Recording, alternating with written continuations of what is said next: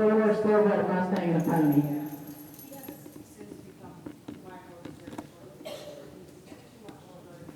Okay. She has the pony, the evil pony. Not evil to her, only evil to you. Alright. Okay, so not too complicated, other than he's a very attractive horse. I don't know why scale, but that reaches back thousands of years. The horses with mustaches are always really well-tempered horses. I've never known one that wasn't acting in this way, whatever, let's say he's not staying on the rail, or he's pulling at the gate, or, you know, that kind of stuff, that horse is. Because every time you change direction, you're establishing more control, you're establishing more authority. This is true on the ground as well. When you, for instance, when you're round pinning a horse, what do? Turn this way, turn that way, turn this way, turn that way. We're hurting them. We just use a round pin because we can't keep up with them in a bigger pin. And so right there, she's turning away from it. Did you see how that horse gassed up as soon as she started turning away? So what happens, especially when the horse is afraid of something, so now I'll turn her towards it every time. And so you should be turning right and then left and then right and then left and then right. And so now go right, go right, go right. Yeah. And then come on around, and now go left, and now go right. So what happens? And circling, going round and round in one direction, it might keep the horse from running away with you, and it might keep the horse from bucking. But you're not gaining more control over the horse in that instance. So turning right and left and right and left always gives you more control. And during that process, I want to bend the neck a lot. So every time you change directions, go ahead and ask that horse to flex his neck all the way over to the side. Just softly flex that neck. Even more than that, Kelly. So, or Amy, sorry. So, yeah, even more than that. So release the outside rein so that the horse can flex. And she just doesn't like me. So every time we change directions is an opportunity to flex the neck laterally. And lateral flexion causes relaxation and submissiveness. Good. And turn it back the other way. Turn it to the right. And resist the temptation to put the outside rein. Try to just use your inside rein. If we ask the horse to flex his neck, and then we restrict that flexion with the outside rein, people want to know how I make my horse trust me. Well, don't tell it to do something and then punish it for doing it. So every time we contradict ourselves that way, the horse has reason not to trust us. So if while we're doing these changes of direction, the idea is to get that horse to flex a little bit more to the side, you need to totally release that outside rein so that she's not penalized, good, Virginia, for flexing. Good. But make sure, Lisa, that you're dictating the path and not just sort of letting her go. Good. All right, so lots of changes of direction, lots of flexing of the neck. The other thing I like to do during the golden moments is test my...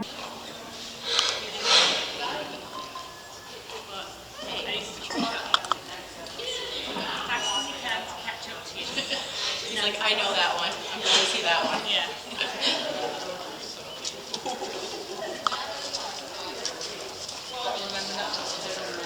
Yeah, I did.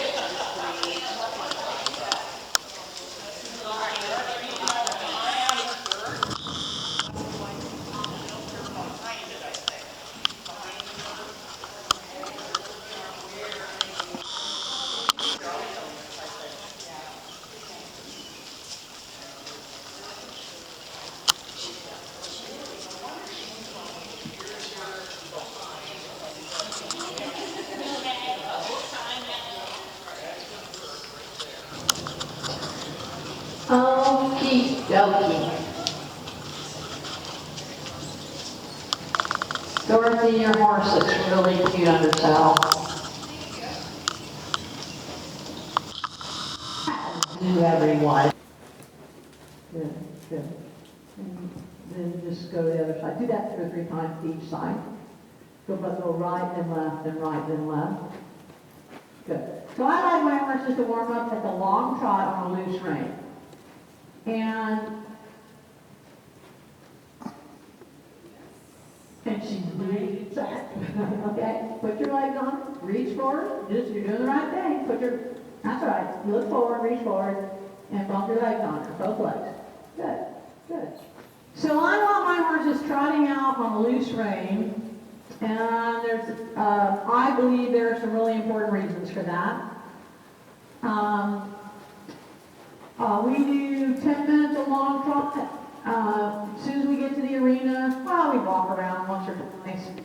And then 10 minutes of long trot.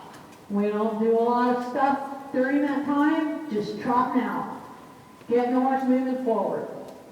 Getting the oxygen going, getting his heart rate up. But here's something I've come to realize that happens a lot. Horses today in general don't get enough work. They're not being ridden regularly or enough. Some horses require more work than others. Good, Virginia. So the idea is that if you are perfectly balanced and perfectly centered on the horse, gravity holds you there. And if you can relax every muscle in your body, it's good, Virginia, gravity just holds you on the horse beautifully. Nice, Virginia. But any amount that you push on the stirrups pushes you out of the saddle. So that was a very determined look on your face. Relax your shoulders. Your back looks good, Amy. Now you relax. Now that your back's relaxed, I can see your shoulders are bent. Good, Virginia. So just sit back, way back, way back. There. Just let it go. Don't think about how you look on the horse. Don't think about looking pretty. Don't think about proper anything. Just think to move fluidly with the horse. Because there are no rules in Western. You can do whatever you want. Now, I'm not saying form is not important, because it's very important to me. But sometimes when you're just playing around, take your feet out of the stirrups, let everything hang down. I like to do this exercise where I just lay the reins on the neck, take my feet out of the stirrups, let the arms hang straight down, and I try to move like a Raggedy Ann doll. So, let the rhythm of that horse just kind of go through all the joints in your body. Good, Virginia. And so now, granted, she's on a horse. So what that tells us is that the better a rider you are, the less you're actually holding on, the less you're actually using your muscles, and the more you're just kind of moving with the horse. A little bit more in those terms. If you want your horse's head in the game, he has to think of this as a job, and there are certain requirements of your job. Reach forward, close legs. Just get your legs pumping. Good. Turn and look where you're going. Reach forward. Now, pump your legs. You can keep steering. That's right. Good. Good. So, with a horse? You mean with another horse? Wow. Shirley Tank.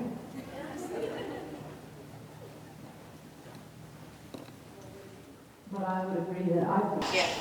Okay, good. Good, then you did it right.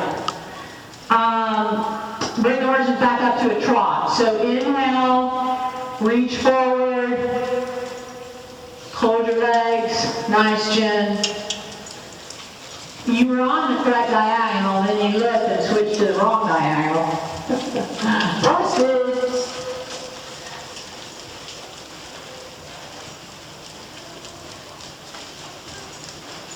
So give her a little spanking sooner in the whole deal. So continue trying. One more time around. And what we're going to do is go from a trot to a halt. So we want a nice, strong, forward-moving trot. And remember that the whole thing we're working on here is to stop with your seat and not with the reins. So remind yourself right now, that's my whole goal here, is to try to not stop with the reins. I will actually touch my hands down on the neck to make sure, or hook a finger around the saddle pad, something to make sure that I don't pull on the reins. And so, remind yourself you're not going to pull the reins. Remind yourself, I'm going to take a deep breath in. As I exhale, you're going to say the magic word, sit down hard on your horse, then reinforce. Good! She does the stopping well. So, take a deep breath in. As you exhale, say, good, Jen. Whoa. Sit down hard. Then pick up the reins if needed to finish the stop. Okay, good. Stay there for a minute. Now, so you might have to finish the stop. So for a horse to stop well actually takes effort on his part. And so what will happen is, if he's grateful to not be trotting anymore. If you do have to go to the reins, go ahead and back that horse up. Because if you're going to the reins, he's sort of barging through the stop. In other words, you might, if you start her over, you might reach a point where you accelerate real fast because she already knows that part. But who wants to ride a horse that take your life into your hands just to get on? I don't. So I think you're absolutely right. You've got some work to do, and we can talk about it a little bit more later. Okay. If you want to stop doing it. So that's really good, Pat, with your stirrups correct.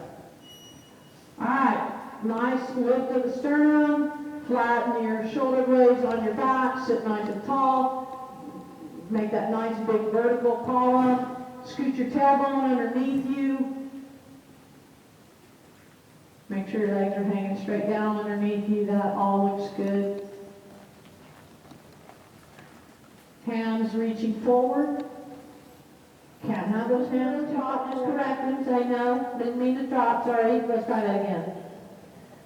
And then you'll know, when he extends so much that he has, like yours was just doing, that he has to go into a trot, now you know the limit of his extension. Some horses, though, at this point with this little exercise, in the following seat tells the horse, keep doing this. So the way we train horses, get after a little harder than that, reach it. Get up. So scold her a little bit, Lisa. Yeah. So let her know when your horse does something you disapprove of, let her know what you're doing. The horse has no way of knowing you don't like that.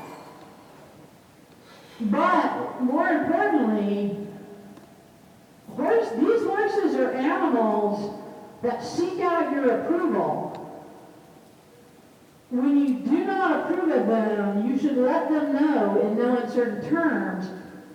And by doing that, they start seeking out your approval more. If you never disapprove of them, they'll quit seeking out your seat does for you.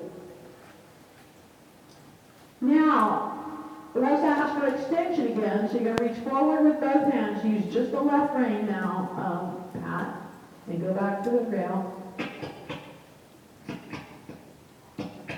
Good. Legs, legs, legs. Start flopping your leg. Reach forward. Look forward. Look forward. Reach forward. Keep going. Keep going. All right. When that barge starts moving in one direction, it takes a while to stop it. Okay, so you're in the tells the horse, keep doing this. That's also called a neutral seat. So neutral tells the horse, keep doing that. And then the driving seat and the resisting seat. So each gait moves your body in a different way. So as you're walking, your body's moving like this. Hands are out here, and then as you trot has a lot of vertical motion, a lot of up-down motion. Reach forward and shoulders. Yeah, she's a pro at that. Keep asking until you get the right answer. Good. Good. Now, good, Virginia. So, at the slow sitting trot,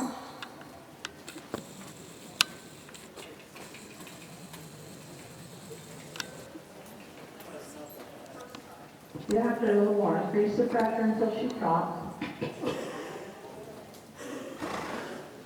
Good, Dorothy.